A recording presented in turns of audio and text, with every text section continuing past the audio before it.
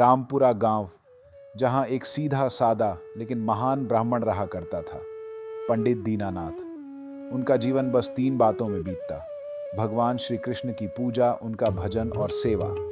हर सुबह सबसे पहले मंदिर पहुंचते, श्री कृष्ण को स्नान कराते, माखन मिश्री का भोग लगाते और फिर आंखें बंद करके बांसुरी की मधुर ध्वनि में प्रभु में लीन हो जाते।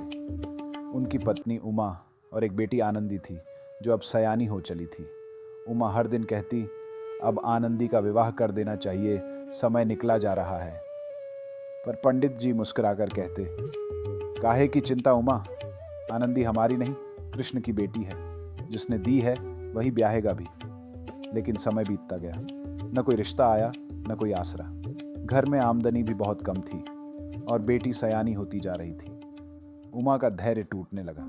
एक दिन उसने रोते हुए कहा, पंडित जी, आप तो सब कुछ श्री कृष्ण पर छोड़ देते हैं, पर क्या उन्होंने कभी हमारी चिंता की? क्या वो कभी आए हमारी परेशानी पूछने?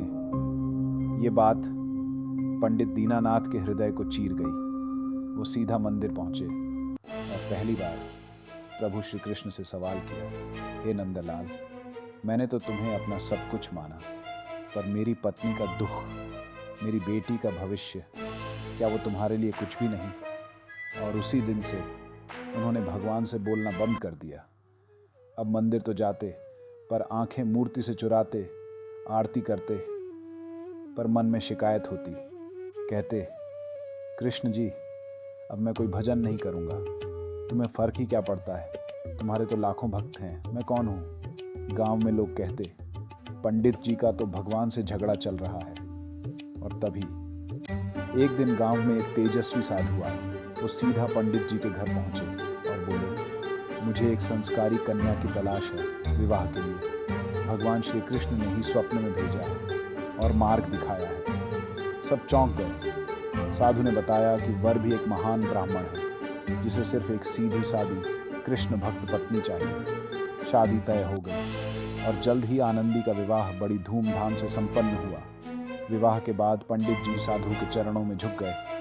महाराज, आपने हमारी सबसे बड़ी चिंता दूर की, बस कृपा करके बताइए, आपको भेजा किसने? साधु मुस्कुराए, जिससे आपने रूठकर मुंह मोड़ लिया, वही नंदलाल, आज भी तुम्हें अपना मानते हैं। इतना कहते ही साधु ने अपना रूप बदल दिया और वहाँ स्वयं भगवान श्री कृष्ण प्रकट हो गए। पंडित जी रोते हुए प्रभु के चरणों में गिर पड़े। प्रभु, मैंने आपसे झगड़ा किया, आपसे नाराज रहा, फिर भी आपने मेरी बेटी का विवाह करवा दिया।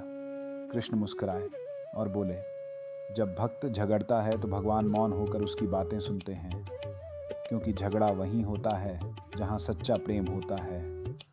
तुमने मुझे अपना माना इसलिए शिकायत की, और मैंने तुम्हें अपना माना इसलिए चुपचाप सब संभाल लिया। सीख, जहाँ सच्चा विश्वास होता है वहाँ शिकायत भी स्वीकार होती है। भक्ति में झगड़ा होता है, पर विश्वास कभी नहीं टूटता।